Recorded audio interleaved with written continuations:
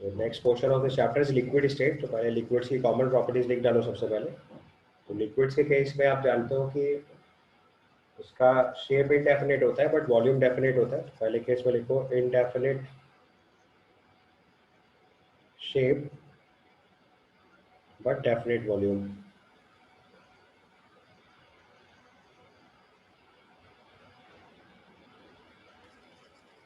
indefinite shape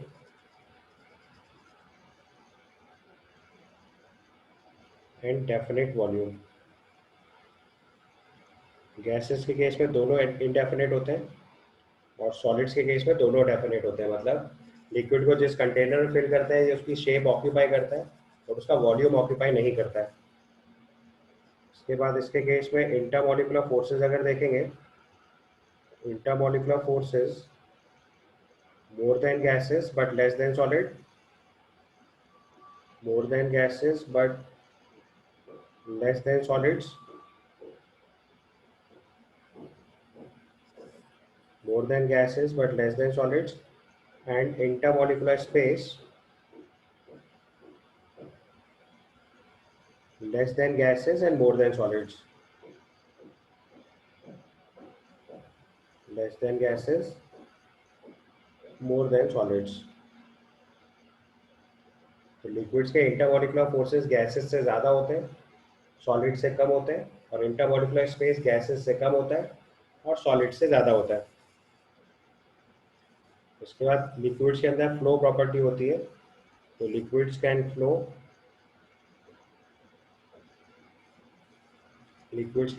from high altitude to low altitude. ये gases state में clear किया था।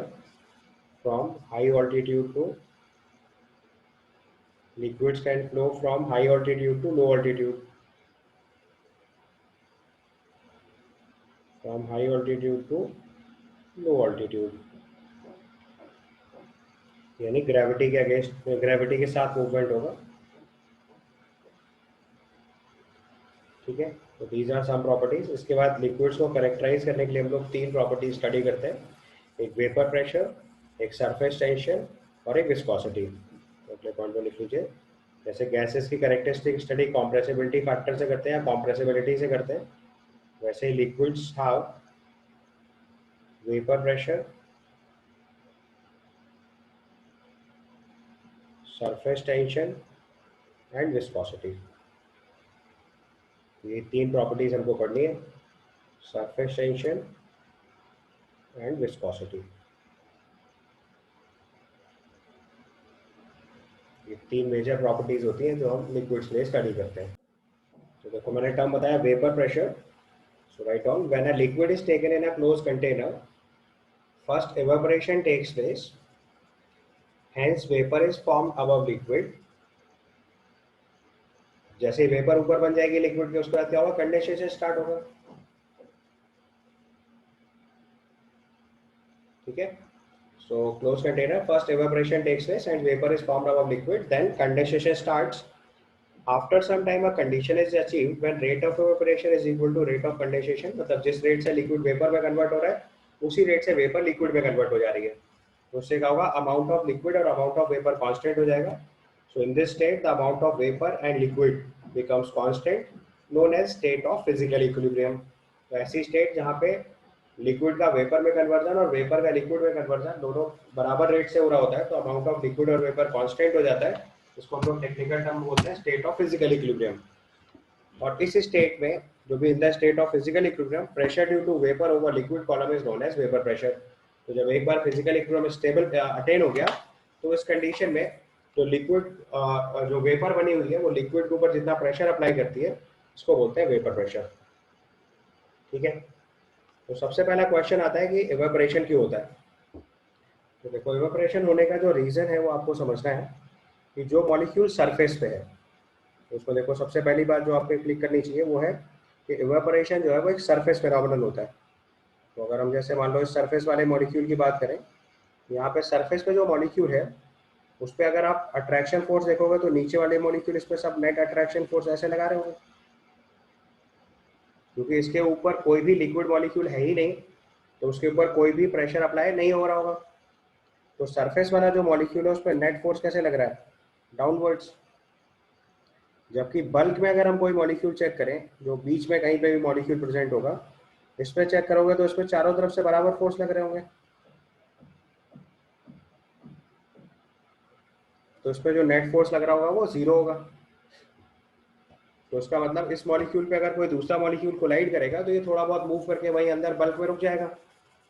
बट जो सरफेस वाला मॉलिक्यूल है, उस सरफेस वाले मॉलिक्यूल पे अगर अंदर से आने वाला कोई गैसेस मॉलिक्यूल कोलाइड करेगा तो ये इसको पुल करके बाहर फेंक देगा। तो अंदर जो गैसेस मॉलिक्यूल मूव कर रहे हैं वो आके अगर इस वाले मॉलिक्यूल से कोलाइड करेंगे तो ड्यू टू कोलिजन ये मॉलिक्यूल बाहर आ गया। This phenomenon is called evaporation. इसीलिए एवापोरेशन जो है वो सरफेस फिनोमिनन है। अब जो सरफेस है उसका कैरेक्टर देखो, सरफेस पे नेट फोर्स कैसा लग रहा है, डाउनवर्ड्स। सरफेस पे नेट फोर्स कैसा लग रहा है, डाउनवर्ड्स। तो जैसे ही वेपर मॉलिक्यूल लिक्विड के सरफेस के कांटेक्ट में आएगा तो ये उसको अट्रैक्ट कर लेगी, तो मॉलिक्यूल फिर से वापस लिक्विड स्टेट में आ जाएगा। इसको बोलेंगे कंडेंसेशन।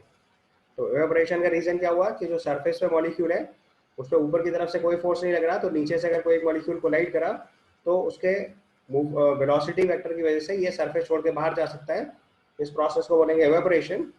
सरफेस का नेचर अट्रैक्टिव है, इसलिए दोबारा वेपर जो है उसके कांटेक्ट में आने से अट्रैक्ट होकर फिर से लिक्विड स्टेट में आ जाएगी, उसको बोलेंगे कंडेंसेशन। तो उसका मतलब एवापोरेशन भी हो रहा है, कंडेंसेशन भी हो रहा है। ठीक है। थोड़ी देर बाद क्या होगा कि ये रेट एवापोरेशन का भी रेट है, कंडेंसेशन का भी रेट है, तो एक कंडीशन ऐसी अचीव होगी जहाँ पे जिस रेट से एवापोरेशन हो रहा है उसी रेट से कंडेंसेशन होने लगेगा। तो जितना अमाउंट ऑफ लिक्विड और जो अमाउंट ऑफ वेपर है वो दोनों कांस्टेंट हो जाएंगे। इस स्टेट में वेपर जो है वो लिक्विड के ऊपर जितना प्रेशर लगाती है उसको बोलते हैं वेपर प्रेशर। ठीक है। तो मैंने आपको बताया evaporation is a natural phenomenon takes place above freezing point and it is a surface phenomenon, and condensation takes place due to attractive nature of surface as on surface molecule intermolecular forces are applied towards down। तो उसमें attractive forces towards bulk रहते हैं, ऊपर उसके कोई भी molecule नहीं है तो नेट रिजल्टेंट फोर्स डाउनवर्ड काम कर रहा है। इसलिए लिक्विड मॉलिक्यूल जैसे वेपर मॉलिक्यूल जैसे ही लिक्विड सरफेस से कांटेक्ट में आएगा तो अट्रैक्ट होकर फिर से लिक्विड में वापस आ जाएगा। तो इस तरीके से दोनों फिनोमेनन काम करते रहते हैं। तो जब लिक्विड और वेपर का इक्विलिब्रियम अटेन होगा तो उस कंडीशन में जो प्रेशर क्रिएट होता है उसको बोलते हैं वेपर प्रेशर। ठीक है, यहाँ तक समझ गए। अब इसमें देखो दो बहुत इंपॉर्टेंट पॉइंट है जो आपको ठीक से समझने हैं। सबसे पहला पॉइंट जो है कि जो वेपर प्रेशर है वो केवल टेम्परेचर पे डिपेंडेंट होता है, कंटेनर के वॉल्यूम और उसके अंदर वाले प्रेशर पे डिपेंडेंट नहीं होता है। तो सबसे पहला पॉइंट यही लिखना है आपको, write down vapour pressure depends on temperature. Vapour pressure depends on temperature and it is independent of and it is independent of and it is independent of volume of container or pressure inside it।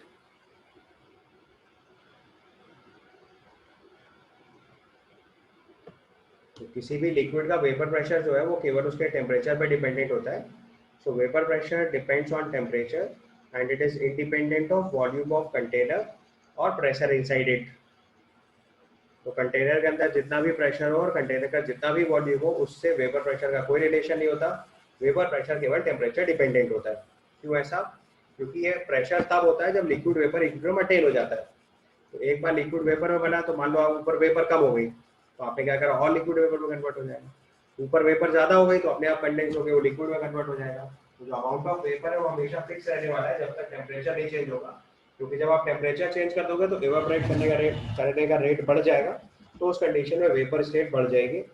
तो vapour pressure temperature बढ़ाने से बढ़ता है। तो पहला reason तो ये हो गया। दूसरा रोज कहीं पे लिख लो, vapour pressure increases on increasing temperature. Vapour pressure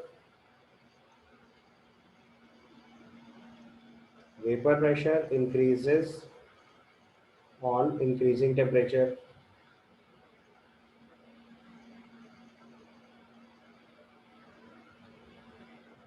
vapour pressure increases on increasing temperature. तो जैसे जैसे आप टेम्परेचर बढ़ाते जाओगे वेपर प्रेशर बढ़ता जाएगा। एक और तरीका होता है, अगर हम किसी लिक्विड में एक नॉन वोलेटाइल सॉल्यूट ऐड करते हैं तो उसका वेपर प्रेशर डिक्रीज कर जाता है। ये पॉइंट और ऐड कर लीजिए, vapour pressure of liquid decreases, vapor pressure of liquid decreases,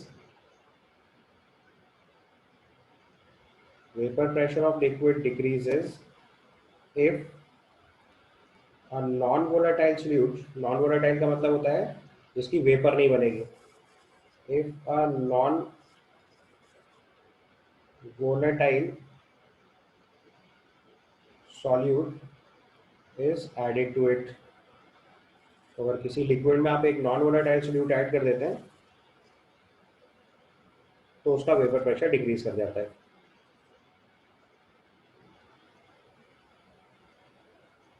ठीक है, ये कॉन्सेप्ट हो जाएगा। नॉन वोलेटाइल सॉल्यूट मतलब जिसका वेपर नहीं बनेगा, वोलेटाइल लिक्विड मतलब जिसका वेपर आसानी से बनेगा, जैसे पेट्रोल है वो वोलेटाइल लिक्विड है, वाटर जो है या और कोई भी सॉलिड सब्सटेंस ले लो, जैसे सोडियम क्लोराइड है, ग्लूकोज है, यूरिया है, ये सब नॉन वोलेटाइल सॉल्यूट हो गए। तो अगर किसी लिक्विड में एक नॉन वोलेटाइल सॉल्यूट ऐड करते हैं तो उसका वेपर प्रेशर डिक्रीज कर जाता है।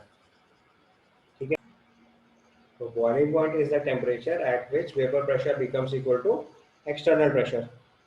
अब अगर हमारा एक्सटर्नल प्रेशर 1 atm होता है तो उसको हम लोग नॉर्मल बॉइलिंग पॉइंट बोलते हैं, और 1 बार होता है तो उसको स्टैंडर्ड बॉइलिंग पॉइंट बोलते हैं। तो अपने पॉइंट पे यही चीज लिख लीजिए, if external pressure equal to 1 atm, then it is normal boiling point, then it is normal boiling point, and if external pressure is, and if external pressure is 1 bar,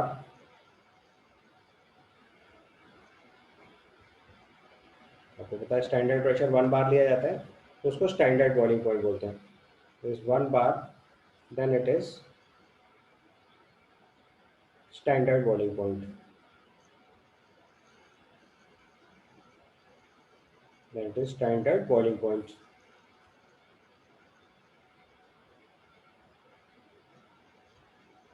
Right, so I said if the pressure P1 boiling point is T1, तो अगर किसी pressure P1 पे आपका boiling point आपको T1 kelvin पता है, ध्यान रखना केल्विन में लिखना होता है, और किसी दूसरे प्रेशर P2 पे बॉइलिंग पॉइंट आपको निकालना है, लेट्स से T2 केल्विन, उसको रिलेट करने का तरीका होता है log of P1 by P2 is equal to minus delta H upon 2.303 R into 1 upon T1 minus 1 upon T2। Delta H V जो है यहाँ पे वो है enthalpy of vaporisation in joules per kelvin, और आर की वैल्यू होती है 8.31 जूल्स पर मोल केल्विन। ध्यान रखना है, अगर डेल्टा एच वी की यूनिट आप दूसरे में पुट करोगे, लेट से कैलोरी पर मोल में पुट करोगे, तो आर की वैल्यू भी कैलोरी में कन्वर्ट करके लिख देंगे। तो ध्यान रखना है unit of H B, delta H B और आर सेम रखना होता है, टेम्परेचर केल्विन में रखना होता है, और लॉग में तो चूंकि रेशियो है तो आप कोई भी यूनिट लिखोगे सेम यूनिट लिखनी है। अगर प्रेशर दोनों एटमॉस्फेयर में तो एटमॉस्फेयर में, बार में है तो बार में, पास्कल में तो पास्कल में, दोनों प्रेशर सेम यूनिट में रख लेना सो दैट वहाँ पे यूनिट कैंसिल हो जाए। So log of P1 by P2 is equal to minus delta H upon 2.303 R into 1 upon T1 minus 1 upon T2. So now write down a question. The vapor pressure of water at 80 degrees Celsius is 355 mm of mercury. 1 liter vessel contains oxygen at 80 degrees Celsius saturated with water. The total pressure being 760 mm of mercury. The content of vessel was pumped into 0.3 liter vessel at the same temperature. What is the partial pressure of oxygen? So look at the question. आपको water का vapour pressure given है और उसमें जो oxygen saturated water है उसका pressure 760 mm of mercury है। तो हम यहाँ से सबसे पहले प्रेशर ऑफ ड्राई ऑक्सीजन निकालेंगे Dalton's law of partial pressure apply करके। Pressure of dry oxygen will be equal to pressure due to wet oxygen का प्रेशर क्या होगा, pressure due to oxygen plus pressure due to water vapour. तो oxygen wet का 760 pressure है, उसमें water का vapour pressure 355 है। तो ये ड्राई ऑक्सीजन का प्रेशर आपको पता चल गया। ठीक है, is that okay? So this is 410, sorry not 410, 405 mm mercury. ये pressure due to dry oxygen आ गया पहले। अब चूंकि टेम्परेचर कांस्टेंट रखते हुए 1 लीटर कंटेंट को हमने ट्रांसफर कर दिया 0.3 लीटर के वेसल में, तो अगर 1 लीटर से 0.3 लीटर में ट्रांसफर किया तो बॉयल स्टॉप अप्लाई कर जाएगा क्योंकि टेम्परेचर कांस्टेंट है। तो P1 इक्वल टू P2 लगाएंगे हम यहाँ से। तो प्रेशर ऑफ ऑक्सीजन नए वाले कंटेनर में निकालना है, तो just 405 mm initially, volume 1 litre. Finally pressure P2 निकालना है, वॉल्यूम इज 0.3 लीटर। यहाँ से सॉल्व करेंगे, P2 की वैल्यू निकालेंगे। So this comes out to B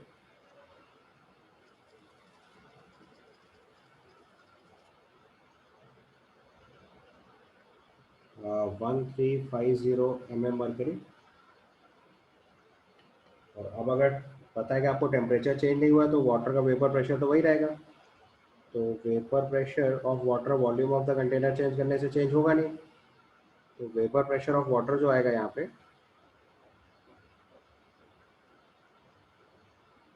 vapour pressure of water will still remain 355 mm mercury.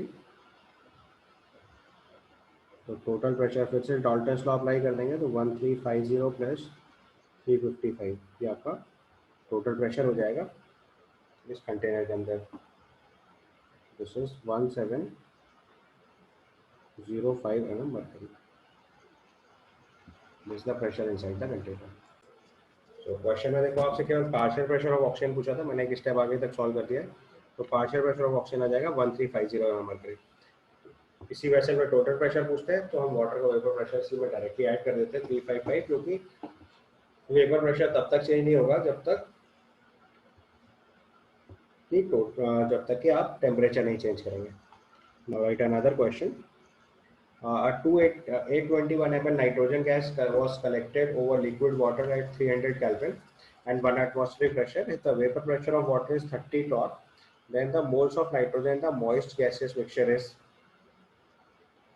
तो देखो आपने वाटर के ऊपर कलेक्ट करा है नाइट्रोजन गैस को, उसका वॉल्यूम दे रखा है 321 ml, temperature 300 kelvin, pressure 1 atmosphere. तो पहले PV इक्वल टू एनआरटी लगा के आप प्रेशर ऑफ द गैस निकाल लेंगे, वेट गैस बेसिकली। तो हम यहाँ पे आइडियल गैस इक्वेशन लगाएंगे, PV is equal to NRT. So PV equal to NRT अगर हम अप्लाई करेंगे यहाँ पे, तो प्रेशर आपको फाइंड आउट करना है। वॉल्यूम दे रखा है 821 ml, लीटर्स में कन्वर्ट करेंगे तो 1000 से डिवाइड, ठीक है। और अच्छा, प्रेशर भी आपको 1 atm दे रखा है। Pressure due to dry nitrogen अगर हम कैलकुलेट करेंगे, तो एक मिनट फिर से कर देता हूँ। तो उसमें PV इक्वल टू एनआरटी लगाना है, तो ड्राई गैस का प्रेशर लिखेंगे सबसे पहले।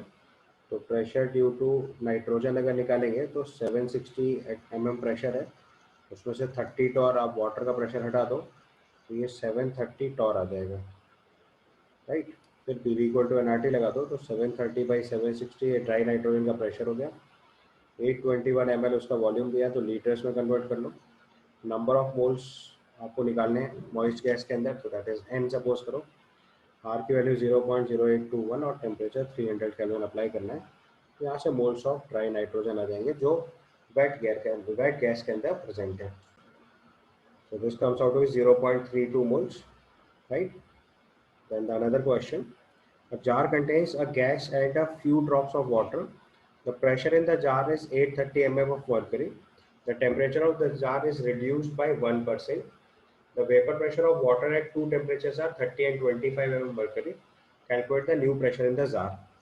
तो बेसिकली देखो आप टेम्परेचर चेंज कर रहे हैं तो वाटर का वेपर प्रेशर 30 mm मरकरी से 25 mm मरकरी चेंज हो जा रहा है। तो हम स्टार्टिंग में लेट से टेम्परेचर जो है वो उसने बोला कि temperature of jar is reduce by 1%। तो हम अगर लिखें इनिशियल टेम्परेचर अगर हम T1 एज्यूम कर लें, तो जो फाइनल टेम्परेचर होगा वो 1% रिड्यूस होने के बाद 0.99 T1 हो जाएगा, 0.99 T1, 1% डिक्रीज कर दिया हमने इसका प्रेशर, है ना। तो अगर इनिशियल टेम्परेचर T1 है तो फाइनल टेम्परेचर 0.99 T1 हो गया। अब उसने बोला हुआ the pressure in the jar is 830 mm mercury in the starting, और बाद में प्रेशर जो है वो आपको कैलकुलेट करना है। तो टेम्परेचर जो प्रेशर 1% कम करा है, तो उससे पहले हम प्रेशर ऑफ गैस निकाल लेते हैं सबसे पहले। तो प्रेशर ऑफ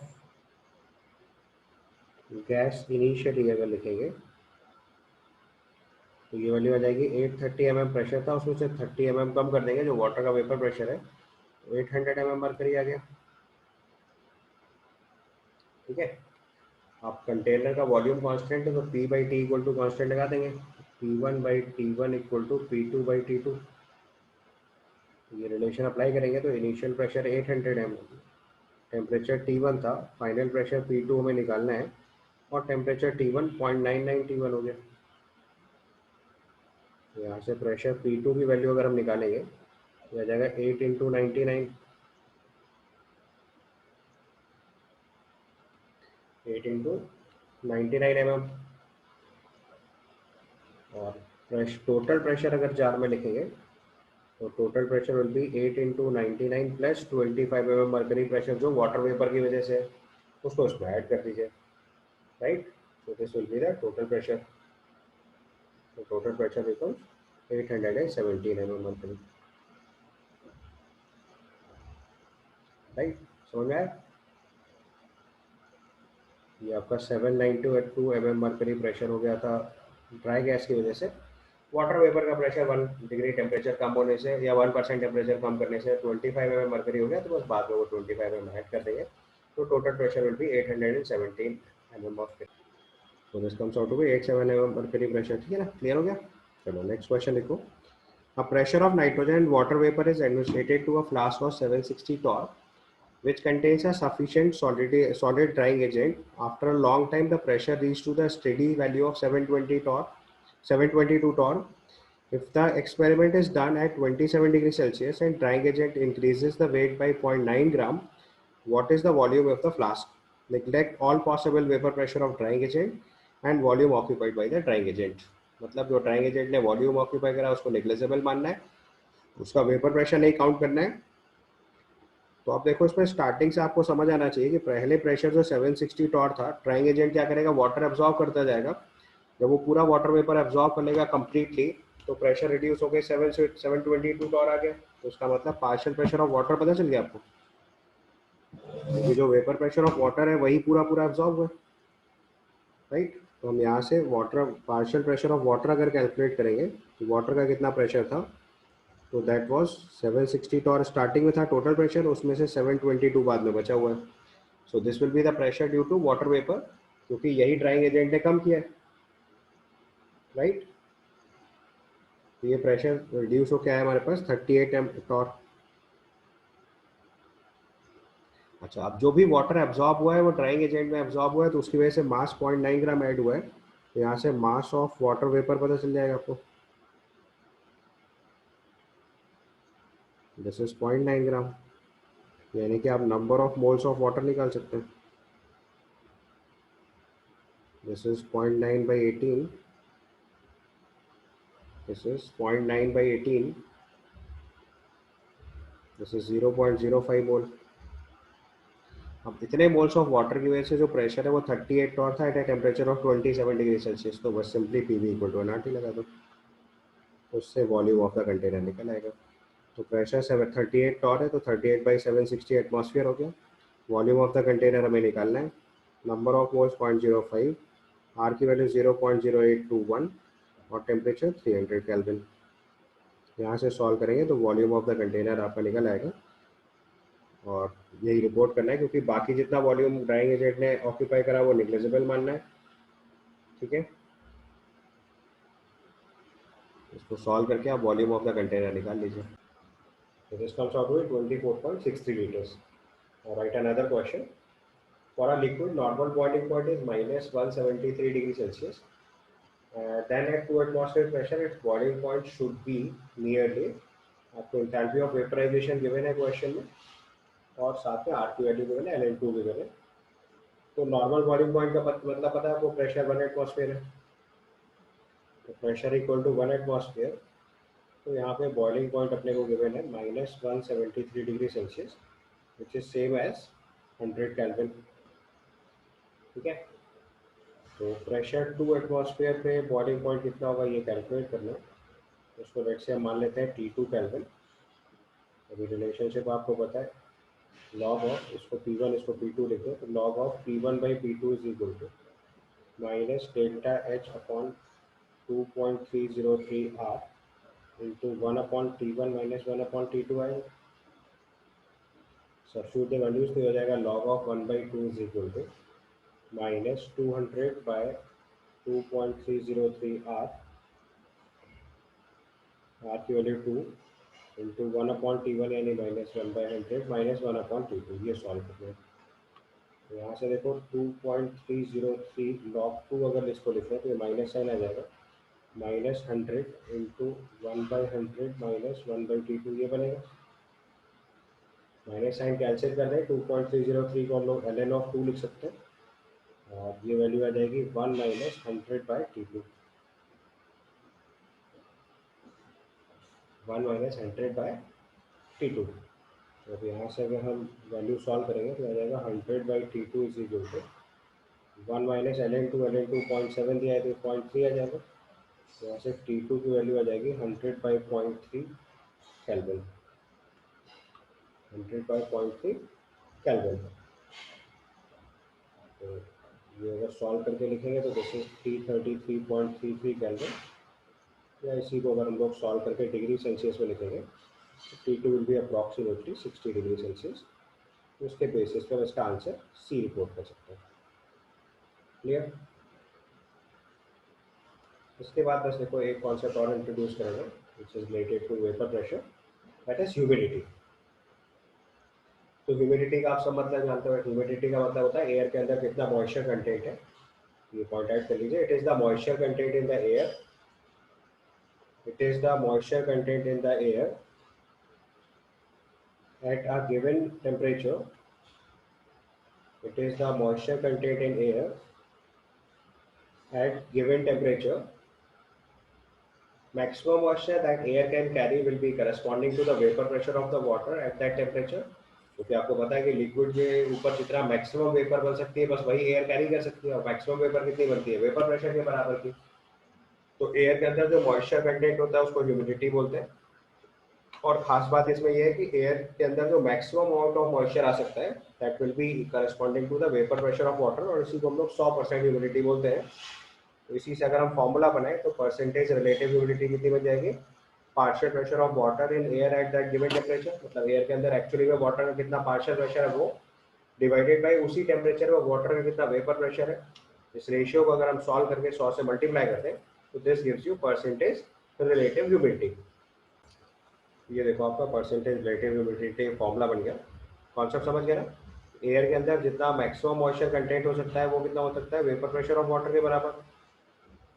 और वेपर प्रेशर ऑफ वाटर अगर हमें गिवन है तो that will be the maximum moisture content in the air. और एक्चुअल पार्शियल प्रेशर जितना एयर के अंदर है उसके साथ अगर रेशियो निकाल दिया जाए तो we can calculate percentage relative humidity. This is partial pressure of water in air at a given temperature divided by vapor pressure of water in the air at the same temperature into 100. ठीक है. Question लिखिए. At 27 degree Celsius, the vapor pressure of water is 26.7 torr. Then find the amount of water per liter of air having 40% humidity.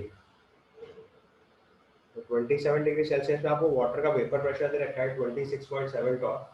तो उसने पूछा हुआ है कि air के अंदर पर लीटर ऑफ एयर में कितना मॉइस्चर कंटेंट है.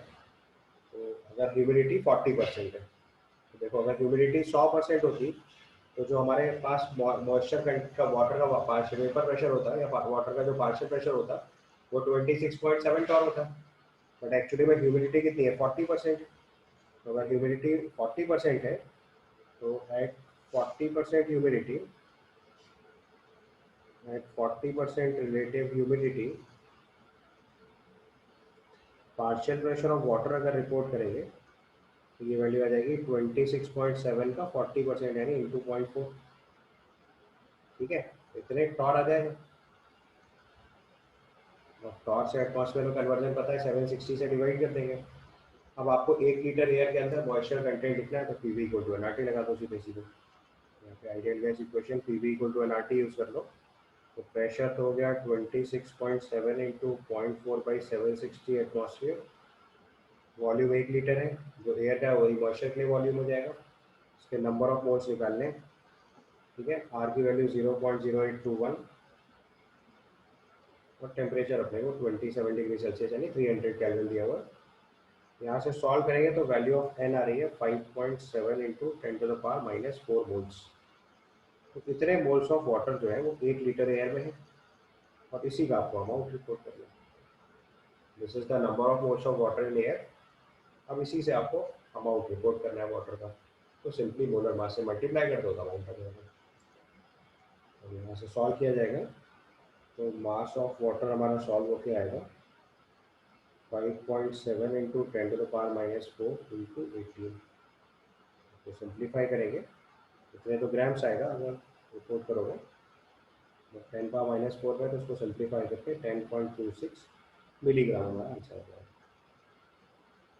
Clear? Now another question. A room contains 10 gram of water vapor. Calculate the percentage relative humidity in the room if its volume is 9 meter cube and the temperature is 25 degrees Celsius. Saturated water vapor at 25 degrees Celsius given 3.17 kilopascal. Right? तो यहाँ पे देखो, आपको ये तो पता है कि एयर का वेपर प्रेशर कितना है 25 डिग्री सेल्सियस पे, तो बस इस 25 डिग्री सेल्सियस पे आपको एयर का पार्शियल प्रेशर निकाल लेना है। ठीक है, तो फिर से P equal to N apply कर लो यहाँ पे। तो P equal to N use करके हम वाटर का पार्शियल प्रेशर अगर निकालते हैं, और देखो यहाँ पे यूनिट किलो पास्कल में दे रखी है, यानी कि वी हैव टू प्रेफर ऐसा यूनिट्स।